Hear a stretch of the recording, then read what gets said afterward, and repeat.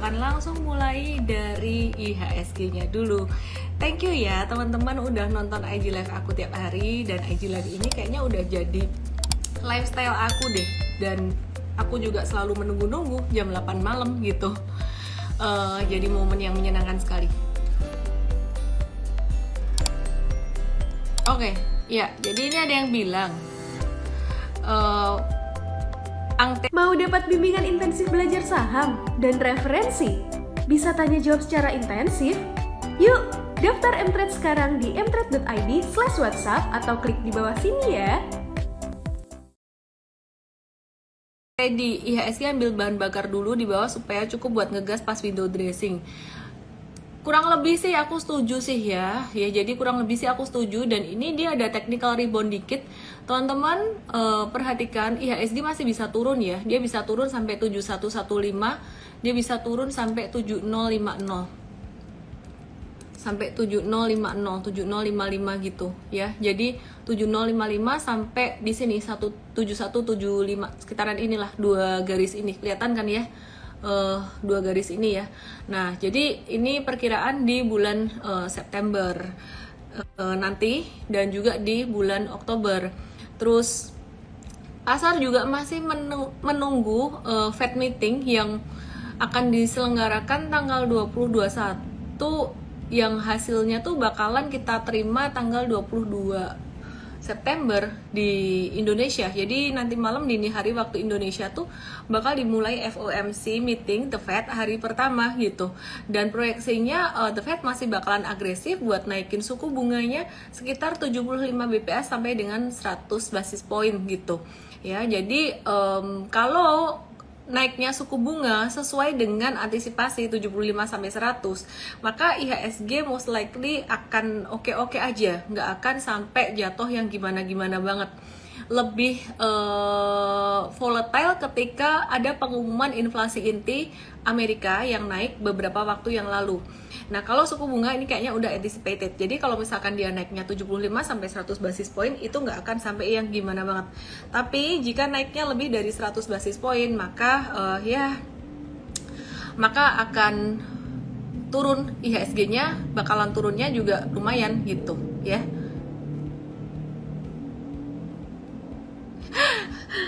Taslimur, harusnya lansia lebih banyak invest amal daripada saham mengingat waktunya sudah mau exit.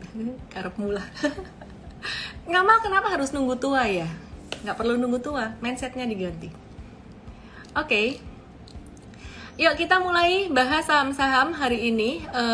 Marketnya cenderung volatile banget hari ini ya, jadi naik turunnya lumayan. IHSG-nya didorong oleh saham GoTo, ini naik 9,9%, tapi agak tertekan karena saham banking, jadi kayak kebalikan terus. Kemarin didorong banking naik, terus kemudian tech-nya turun. Sekarang tech-nya naik, bankingnya turun dikit. Tapi kalau dilihat-lihat sebenarnya tech-nya turun lebih banyak daripada banking gitu. Kalau naik banking naik lebih banyak daripada tech gitu.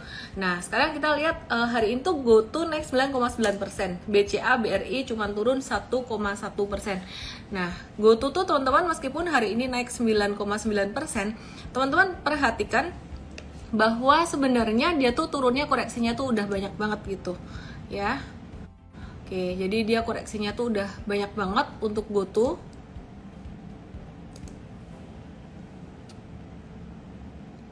Dia turunnya udah banyak banget.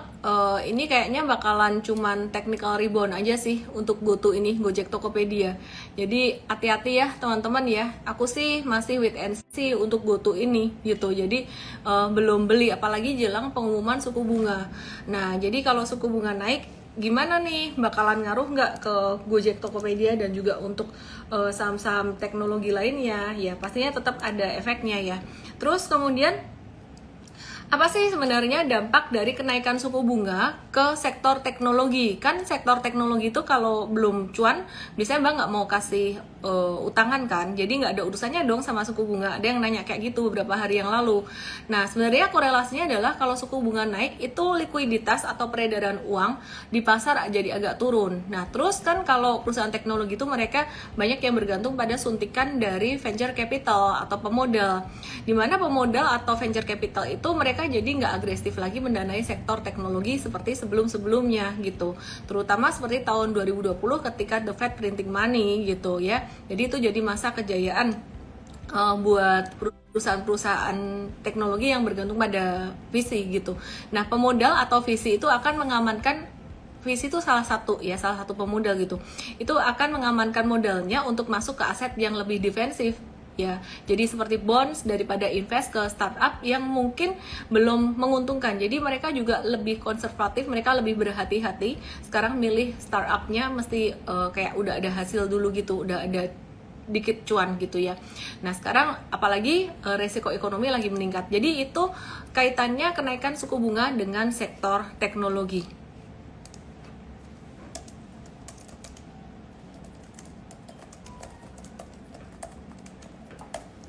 Oke, aku akan bahas untuk saham yang tadi GoTo aku udah bahas ya, yang cukup aktif yaitu semen dan juga consumer good, dimana consumer good kemarin aku udah bahas, sekarang aku akan bahas lagi untuk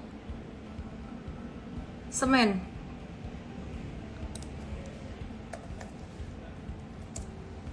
Teman-teman bisa perhatikan ini.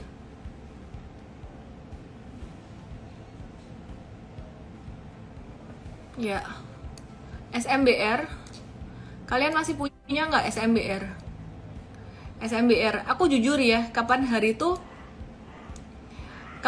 aku udah kayak pengen jualan di sini. Namanya juga manusia ya, lihat cuan lumayan tuh, aku udah pengen jualan di sini. Gatel jualan. Padahal buat simpan buat jangka menengah. Tapi akhirnya aku pikir-pikir lagi, ya udahlah, hold aja lah buat jangka menengah gitu kan. Memang trennya belum patah. Ya aku hold dan hari ini masih naik. Jadi SMBR masih akan naik, tapi dia bakalan zigzag gitu, masih akan oke gitu. Terus kemudian yang belum naik ada SMGR dan juga INTP. Naik sih tapi belum sampai sekencang SMBR gitu ya. Ini jadi M-Trade kemarin juga ada masuk buat jangka pendek dan jangka menengah. Jangka menengahnya kita masih hold, jangka pendeknya tadi kita profit taking dulu karena bakalan ada FOMC meeting. Jadi ya kita take profit beberapa saham yang udah di dekat resistennya gitu ya, yang udah cuan juga untuk jangka pendeknya. Terus kemudian ini untuk INTP ini juga bagus secara fundamental dan secara teknikal. Tiga-tiganya saham semen bagus semua. Mau punya 1, 2, atau 3 silahkan. Yang punya duit banyak silahkan punya 3. Yang punya duit cuman mepet-mepet silahkan punya 1 yang nominalnya paling kecil gitu. Boleh juga gitu. Jadi kita nggak pakai nominal kecil itu buat patokan sih sebenarnya. Jangan dijadiin patokan kayak beli saham biar dapat yang murah, beli yang nominalnya kecil. Hati-hati kejebak saham gorengan. Tapi kalau untuk case SMBR ini masih oke gitu. Liquidity-nya juga masih oke. Oke, Nero Miau, aku akan jawab pertanyaan kamu nanti. Aku bahas dulu saham Unilever dan juga ICBP. Nanti aku juga akan jawab pertanyaan yang lainnya dari Video Triliuner. Ini benar-benar afirmasi banget ya, dan juga dari Iqbando. Oke.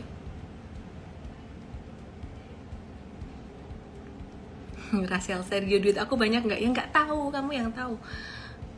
Gimana cara ilangin komentar orang-orang supaya nggak nutupin layar? Aku tak naik aja gini biar nggak ketutupan.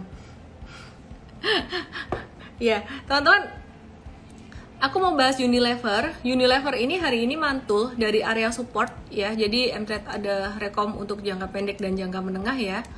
Nih, kita jadi support pertama 4.500 tuh udah terlewati. Sekarang hari ini tuh mantul lagi di 46 dan kita mulai buy untuk hold jangka menengah juga gitu. Ya, jadi ini menarik untuk Unilever-nya, baru mulai manasin mesin, dia masih akan sideways, masih akan zigzag. Jadi teman-teman yang pemula saya sarankan ngikut yang jangka menengah aja, yang di M-Trade. Karena kalau jangka pendek itu lebih buat trader yang lebih profesional, yang siap untuk take profit dan juga siap untuk cut loss cepat gitu. Oke? Aku mau jawab pertanyaan dari Nero Miao, lucu amat sih. Anggap aja running thread. Iya.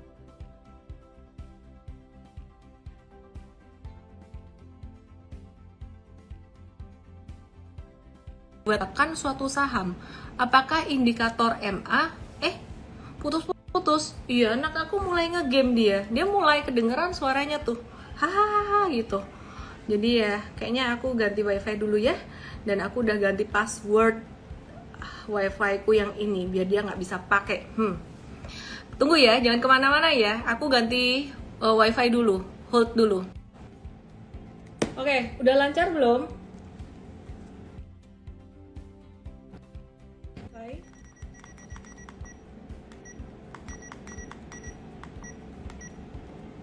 Udah lancar ya? Iya sih, rebutan wifi sama anakku tadi.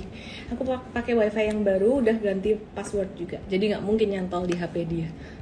Oke, sekarang aku lanjutin Unilever. Udah puas belum Unilevernya? Kalau belum aku ulang dikit.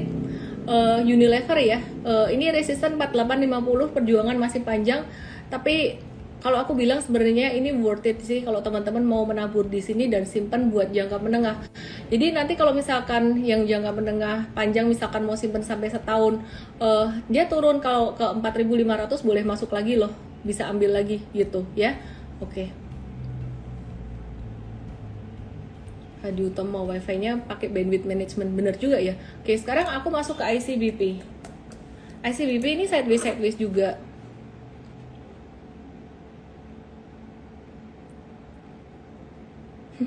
Aduh, beneran dia main game langsung lelet semua sampai ke chart aku, loadingnya lambat pakai bandwidth management ya. Oke, dia aku kasih bandwidth kecil aja biar nggak ngegame terus. Parah bener.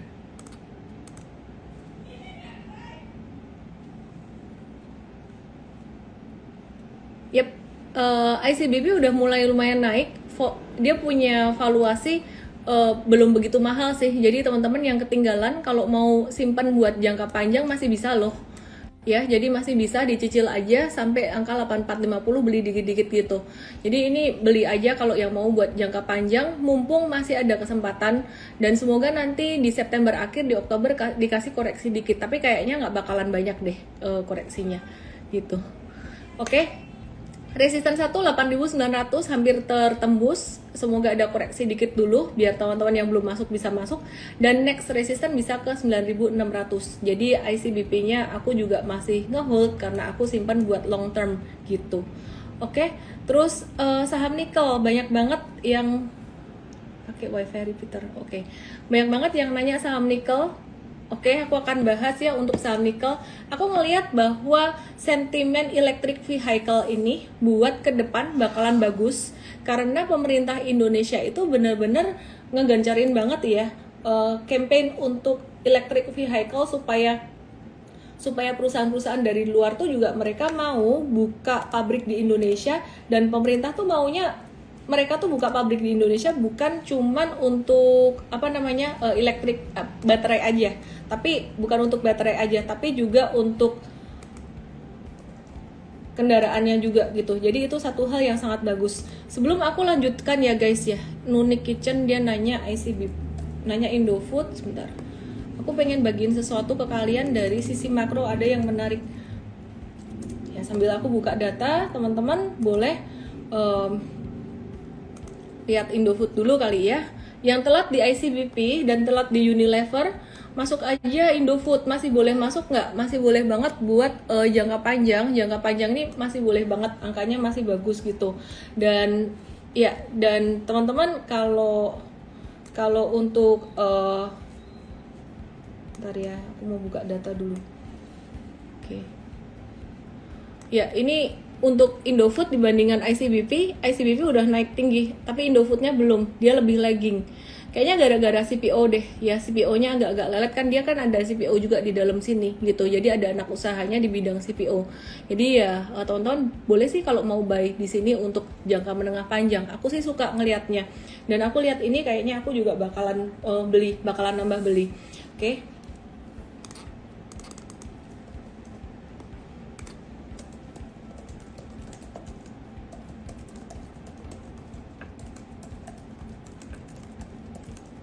Oke, terus guys, kayak yang aku janjiin tadi ya, aku mau bagiin ke kalian satu hal yang sangat bagus sekali. Ini aku barusan tadi baca dari The Big Read tentang Indonesian Unexpected Success Story. Jadi aku rangkum aja, teman-teman, nih bacaannya lumayan panjang. Di tahun ini bagus teman-teman. Jadi jangan cuma ngelihat saham-saham secara daily doang, tapi kita mesti bisa ngelihat secara forward looking ya. Jadi di tahun 2013 Morgan Stanley US Investment Bank itu memasukkan Indonesia dalam daftar Fragile Five, di mana itu merupakan perusahaan Fragile Five ini adalah negara yang terbilang sangat vulnerable atau sangat sensitif sekali jika ada lompatan suku bunga di Amerika dan dianggap akan terdampak negatif banget gitu. Tapi kenyataannya ketika suku bunga di Amerika itu naik signifikan ya, di mana itu juga menambah permasalahan atau problem perekonomian di banyak negara. Tapi di Indonesia ternyata bertahan aja. Yang menarik itu bertahan aja.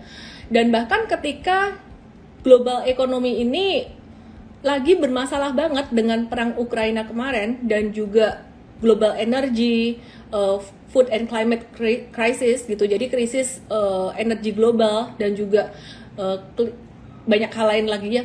Jadi banyak hal negatif lain yang terjadi. Indonesia ini sebagai negara berkembang dia sangat bertahan, baik secara perekonomian dan juga politik itu stabil. Dan mereka juga kasih satu kredit ke Presiden Joko Widodo yang dibilang bekerja dengan baik gitu. Jadi ini bukan kampanye, gak ada urusannya dengan tahun politik tahun depan gitu. Di sini dibilang bahwa GDP Indonesia itu expanded 5,4% year on year di second quarter gitu. Dimana itu di atas forecast, di atas perkiraan. Dan core inflation di Indonesia itu 4,7% di Agustus.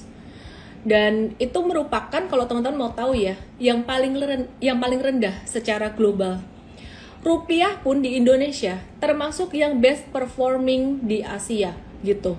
Jadi di sini dilihat juga secara global, mereka juga highlight Indonesia ini akan menjadi the world's largest producer of nickel gitu. Dan mereka juga highlight bahwa pemerintah Indonesia itu niat banget untuk mengkampanyekan nikel Indonesia ya. Jadi untuk mengkampanyekan industri electric vehicle di Indonesia. Aku bisa kasih kalian datanya dikit dan ini sangat menarik sekali. Nah, ini adalah data, ini dari sumbernya dari The Big Read ya. Ini adalah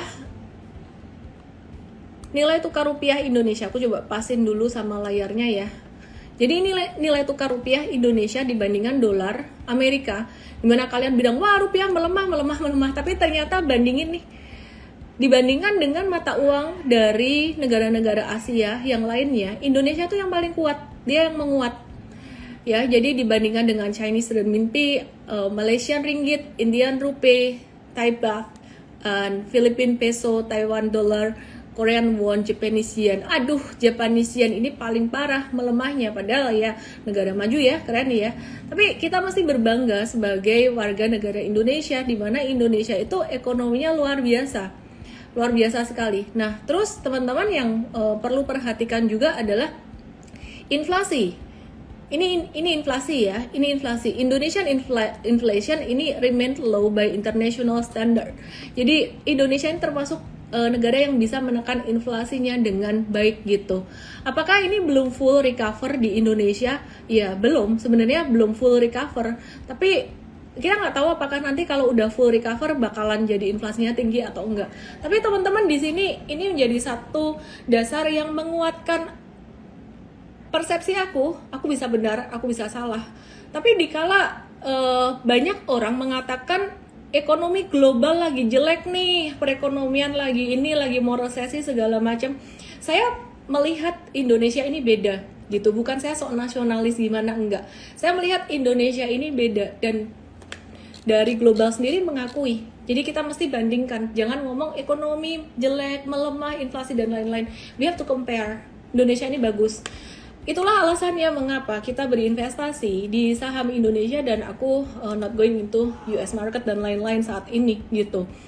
Ya, Ki Vince bilang, tapi harga barang-barang naik. Iya dong, kan tetap ada inflasi. Tapi sekali lagi inflasi itu dibandingkan dengan negara lain, Indonesia masih lebih bagus dibandingkan dengan rata-rata secara global masih lebih bagus. Maka dari itu teman-teman, kesempatannya gimana? Kesempatannya nanti di bulan September, Oktober ini kalau misalkan ada koreksi atau turun di saham-saham perbankan gede itu hajar. Buat long term investment boleh. Dan aku lagi nahan diri banget untuk nggak ngelepas saham-saham aku yang fundamentally bagus. Yang bakal aku lepas itu saham-saham yang secara fundamentally kurang bagus dan aku ada merah dikit-dikit, itu bakalan aku lepas. Jadi aku sekarang more into fundamental, bukan cuma technical aja. Trading tetap ada, swing trading tetap ada, tapi porsinya di portfolio aku itu nggak gede gitu. Sedangkan yang istilah kata tuh just for fun, tapi yang buat make money beneran, highlight ini golden nuggetnya teman-teman ya, yang buat make money beneran, kalian mesti mikir apa sih yang bakalan recover kalau nanti tahun depan ekonomi Indonesia itu benar-benar bagus, yaitu sektor-sektor yang masih di bawah. Perbankan gede tuh udah pastilah teman-teman ya, dan ini udah naik tinggi, kita tinggal nunggu hasilnya aja, tunggu buahnya ya. Kalau ada turun boleh masuk, tapi yang masih di bawah dan baru beranjak naik atau belum beranjak naik, contohnya retail yang masih terbully, saham-saham retail yang masih terbully. Oke, terus kemudian ya saham retail apa aja. Terus kemudian yang kedua, apalagi coba, properti udah jalan, ditunggu koreksinya. Semoga suku bunga naik, dia jatuh dikit. Jahat ya aku ya, tapi itu harapan aku. Semoga jatuh nih saham-saham properti biar bisa ada kesempatan masuk lagi. Kemudian yang berikutnya adalah apa coba teman-teman, consumer good yang aku tadi bilang, Indofood masih di bawah, jangan takut, masuk aja, simpan buat menengah panjang. Terus kemudian apalagi, Indofood sido muncul, hajar bleh gitu. Wah, gak pakai disclaimer ya, pakai lah, jangka pendek pasti ada fluktuasi. Kalau ada turun-turun dikit ya kalian mesti wise, jangan kayak apa ya, make money di capital market dalam sehari, 2 hari, seminggu, 2 minggu, jangan di saham kalau gitu mindsetnya. Harus sabar. Terus apalagi ya, aku lupa, semen tadi aku udah mention belum ya. Terus poultry dan pulp and paper ya, jadi nambah 2 sektor, berarti 7 hal itu tadi yang aku masih nungguin koreksinya untuk aku masuk lagi. Kenapa nggak perbankan gede? Dampaknya apa kenaikan suku bunga pada saham-saham perbankan besar? Dampaknya apakah positif atau dampak negatif? Sebenarnya ada banyak faktor selain hanya memperhitungkan suku bunga kredit dan juga suku bunga deposito.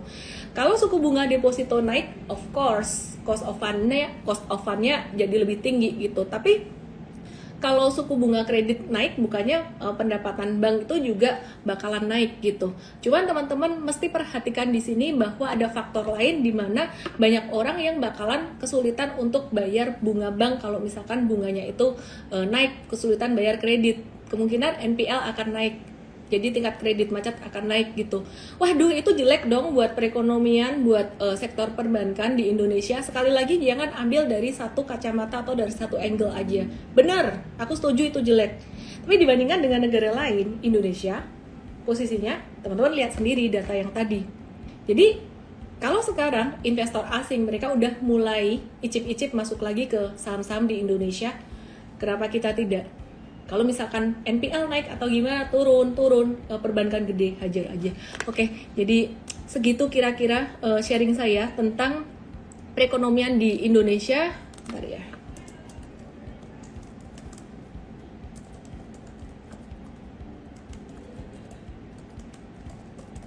Oke, aku akan bahas saham-saham yang lainnya. Jadi teman-teman ketika masuk dalam capital market, trading dan investasi saham, jangan cuma ngelihat kayak hari ini saham ini gimana, besok gimana. Mesti mikirnya bisa agak jauh dikit gitu. Trading oke, trading benar, tetap trading. Tapi kita mesti ngerti big picture-nya gimana. Di Mtrade tuh diajarin banget, tiap hari ada artikel-artikel fundamental yang bagus banget gitu. Jangan lupa join morning briefing juga ya teman-teman ya. Oke, aku akan bahas saham yang berikutnya. Tadi aku janji mau ngebahas saham nikel. Yang pertama aku akan bahas Antam. Jadi ada gold, ada nikel. kenapa saya tiba-tiba lapar lagi padahal sebelum IG live udah makan. Tau nggak teman-teman, aku kadang hampir telat IG live tuh gara-gara aku cobain baju ini sempit, itu sempit, dan baju ini udah agak-agak sempit resletingnya tadi. Kacau. Gara-gara pandemi jadi tambah berat badan, turuninnya susah. Oke. Duh, lapar guys. Gimana caranya supaya malam itu nggak lapar, nggak makan-makan ya? Katanya intermittent fasting, tapi kok kayak aku nggak bisa nih. Oke guys, ya ini Antam. Dia lagi masih sideways aja. Dan sidewaysnya kapan hari itu dia naik volume tinggi, ini turun volume kecil, biarin dulu aja sih. Kalau aku bilang dia lagi bergerak dalam satu range yang baru, base-nya lumayan kuat, supportnya di angka 2000 sampai dengan level 2130 di sini. Di sini loh. Gitu. Jadi dia sideways di sini. Wait and see dulu aja ya, jangka pendeknya wait and see dulu. Terus pertanyaannya, kalau Indonesia lagi genjar-genjarin untuk electric vehicle, boleh nggak sih kita investasi untuk saham-saham metals? Personally, aku masih menganggap sektor komoditi ini sangat volatile sekali. Jadi, aku masih lebih ke trading meskipun sentimennya ke depan Indonesia akan sangat berkembang sekali di electric vehicle. Ya, aku sih menikmati trennya aja ya, ombaknya naik turunnya tuh kita nikmatin aja. Good idea, makan telur rebus. Oke. Bahas Aces. Oke, sabar. Oke, terus Inco apa lagi ya? Inco. Oke. Inco tadi belum selesai. Ya, Inco dia sideways antara range 6250 sampai dengan 7000. Sideways di sini aja, wait and see dulu. Belum ada yang sampai gimana.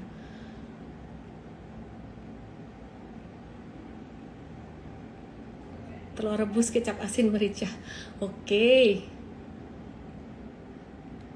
Hari ini asing net buy lagi, 219 miliar, dikit aja. Di Bank Mandiri paling banyak, Unilever, Bank Mandiri 462,3 miliar, Unilever 72,3 miliar, Adaro 53,4 miliar, udah ketinggian guys Adaronya. Terus SMGR 42,4 miliar, BNI 40,8 miliar. Adaro nih posisinya lagi bentuk double top gitu, belum tentu breakdown sih, tapi kita mesti agak berhati-hati ya di sini ya. Oke. Wah, dipotong kecil-kecil, tipis-tipis. Oke, jadi wait and see dulu untuk Adaro. Oke, sekarang kita akan lihat rokok deh. Raffi Akbar bilang HMSP gimana? Sorry, aku ke Unilever dulu sebelum ke cigarette. Unilever udah deh tadi. Oke, cigarettes HMSP.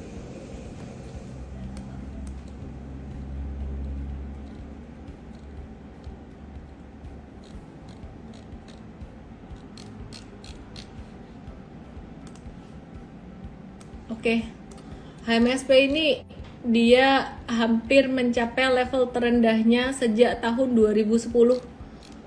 Wait and see dulu ya, Sebenarnya secara technical monthly chartnya ini udah cukup murah. Ya, udah cukup murah secara technical monthly chartnya. Tapi fundamentally wait and see dulu ya. Nanti kita kasih tahu kapan kalau misalkan kita mau beli baik untuk trading maupun untuk investasi. Perusahaannya sih perusahaan bagus, cuman kita agak-agak kurang suka dengan sektornya yang agak sunset. Tekanan dari cukai rokok masih akan ada, terus dia juga dianggap nggak ESG saat ini. Jadi wait and see dulu ya. Ini kalau misalkan ada yang nanya, Gunawan GGRM prospeknya gimana?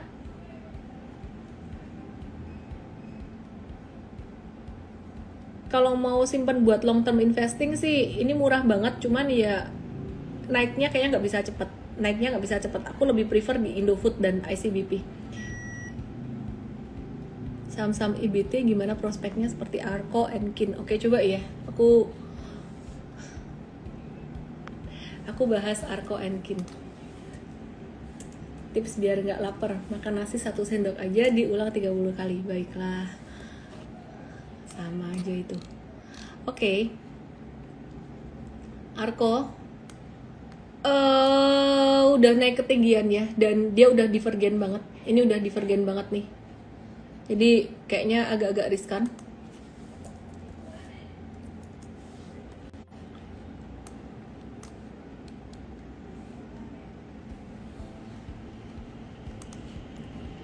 Nah, ini trennya bagus. Mungkin tunggu retracement aja sekitaran 750 760 ya.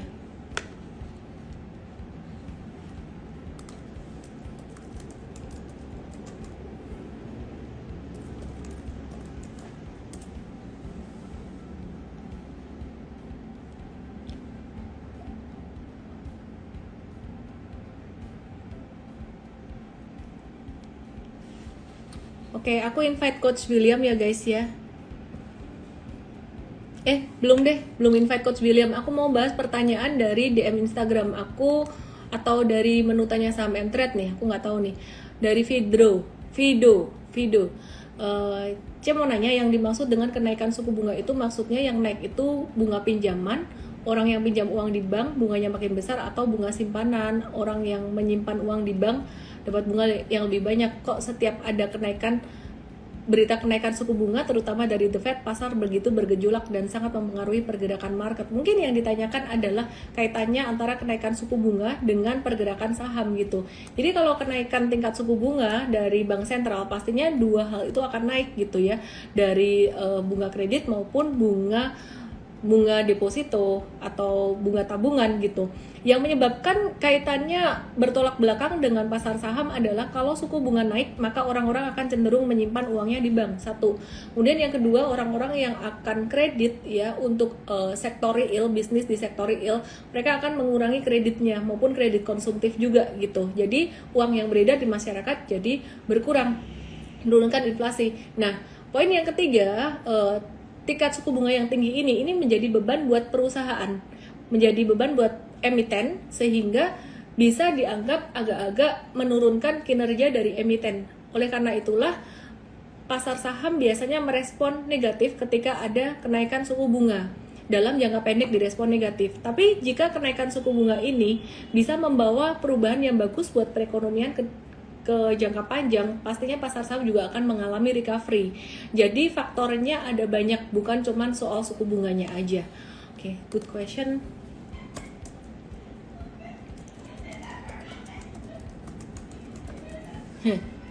Ayo Benkir jelasin.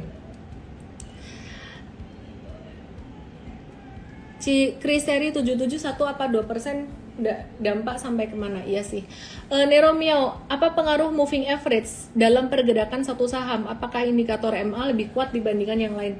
Moving average tidak memberikan pengaruh terhadap pergerakan harga saham. Yang memberikan pengaruh terhadap pergerakan harga saham adalah supply and demand. Semakin besar yang tertarik pada saham tersebut, maka harga saham akan semakin gampang naik, dan semakin besar orang yang tertarik untuk jualan, maka harga saham akan gampang turun gitu loh. Jadi teman-teman, moving average itu gunanya untuk apa sih? Moving average ini gunanya satu, untuk menentukan tren. Jadi kalau dia naik ya berarti trennya naik. Kalau dia turun, dia trennya mulai turun. Kalau dia banyak berpotongan seperti ini, ke arah samping banyak berpotongan seperti ini trend sideways gitu. Nah, fungsi dari moving average yang kedua adalah dia menunjukkan kekuatan tren. Jadi teman-teman bisa lihat di sini ya. Teman-teman bisa lihat di sini.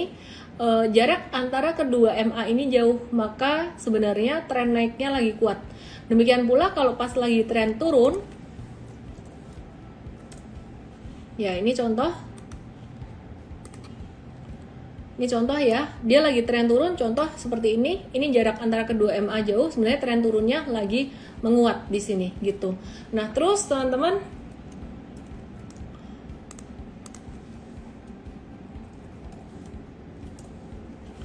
ya, fungsi dari moving average yang ketiga adalah sebagai support dan resisten. Kalau dia di bawah harga, di sini menjadi support. Perhatikan di sini harga ketahan di MA20. Jadi sebenarnya di sini bisa dijadikan area untuk buy on weakness gitu.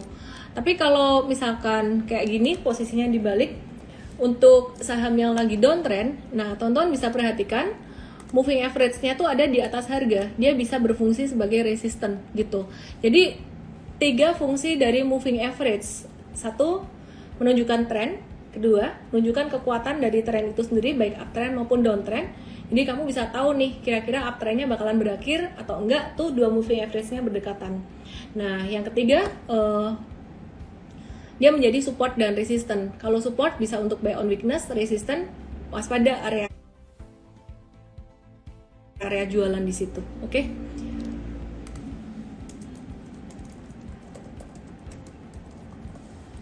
Oke. Udah aku jawab ya. Retail Rals, ya Rals menarik sih. Masih oke sih Lorak pencuci batik.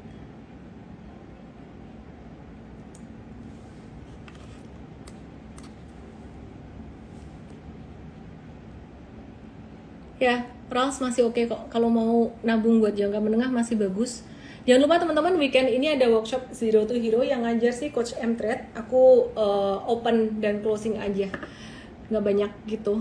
Dan mungkin kasih komen-komen dikit ya tentang gimana caranya baca analisis laporan keuangan dan trik-triknya. Langsung aja join ke mtrade.id/workshop.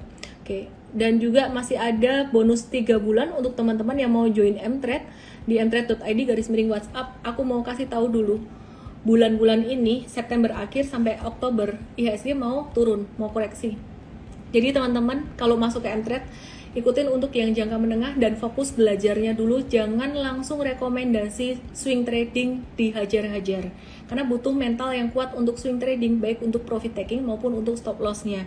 Agak telat dikit, beda harga dikit, udah beda, karena marketnya lagi posisi sideways. Sideways itu gini, jadi bukan posisi naik. Kalau posisi market uptrend, lebih berani swing trading nggak apa-apa. Aku akan kasih tahu kapan waktunya ketika kita lebih berani untuk swing trading gitu. Jadi swing trading kita di M-Trade tetap, tapi bukan untuk yang pemula banget gitu.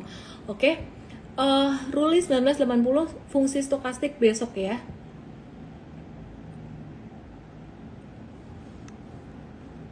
Terus aku mau bahas tentang satu lagi pertanyaan dari Iqbando sebelum aku invite Coach William deh. Saran buku yang bisa membuat mindset kita akan lebih paham terkait fundamental pasar modal. Join M-Trade aja. Ilmunya yang gratis pun banyak di situ ya untuk edukasinya.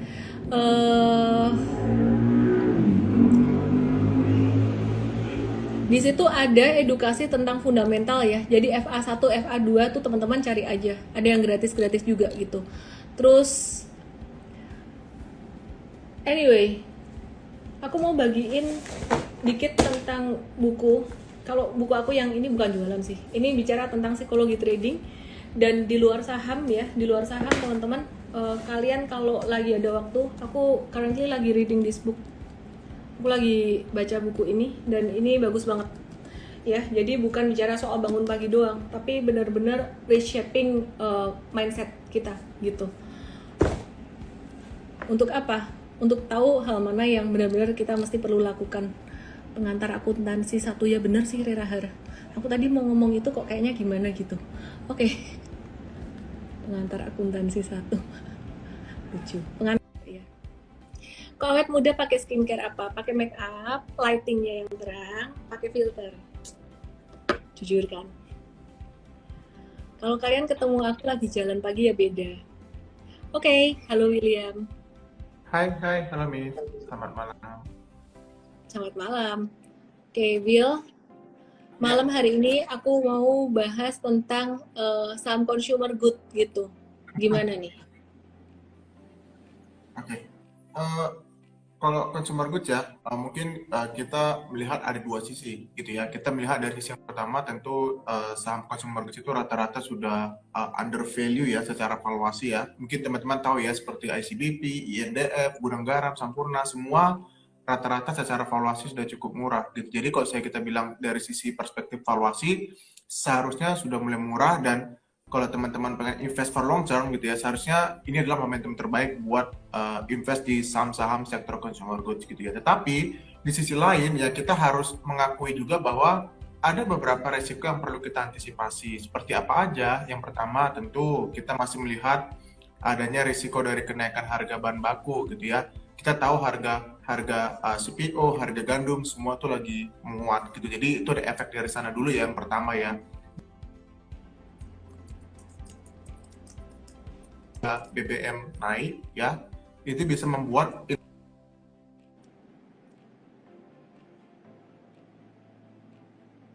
Halo, aduh putus-putus. Indofood, Unilever, saham invest kah? Iya. Putus-putus nih, kalau kalian masih bisa dengerin aku lancar nggak? Oke. Putus-putus ya? Masih bisa dengerin aku lancar nggak? Ya, hilang William. Ya udah deh, William bahas besok ya, terus tentang waran terstruktur kita akan bahas besok juga teman-teman. Udah pernah aku bahas sebenarnya. Ini 5am Club, aku promoin bukunya Robin Sharma karena bagus banget guys. Dan buku ini jangan baca summary-nya, aku benar-benar suka banget tipe buku yang aku mau baca pelan-pelan, kayak teman-teman kalau enjoy makanan yang teman-teman suka gitu, dan buat apa ya, buat hiburan. Yang ini Smart Traders Not Gamblers, buat psikologi trading, buku pertama yang aku tulis, jadi please excuse cara nulis aku yang dulu jelek banget. Tapi ilmunya, psikologi tradingnya bagus. Oke ya. Oke teman-teman, udah lancar lagi. Anyway, aku akan coba invite Coach William lagi ya, barangkali masih bisa masuk.